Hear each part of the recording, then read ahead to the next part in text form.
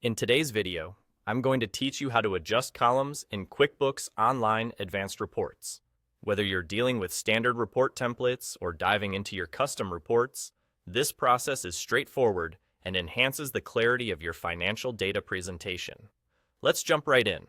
Before we start adjusting columns, the first thing you need to do is run your report.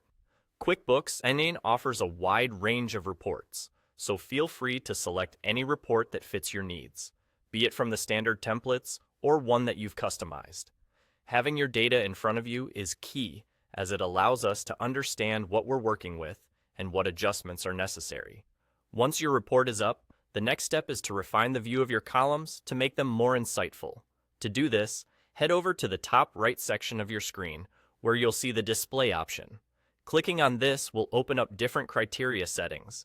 These settings determine how your columns are separated and viewed. Play around with these options, as they allow you to customize your report view to better suit your specific requirements and enhance the readability of the information. Now, if this is a custom report you've crafted, you've got extra flexibility in deciding exactly what data appears. Again, look at the top right of your report, but this time click on Columns. Here, you'll be presented with the various types of column data available to you. It's quite simple from here. All you need to do is review this list and check the boxes next to the column data you want to include in your report.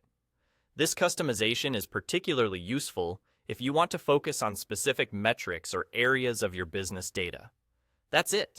You're now all set with the columns adjusted to your liking. Being able to tailor the columns in your reports not only helps in drawing immediate insights, but also in making more informed decisions based on the most relevant data. Remember, the beauty of QuickBooks Online Advanced is this level of customization, allowing you to focus on what's most critical for your business. Feel free to revisit these steps anytime you need a change or if your requirements evolve.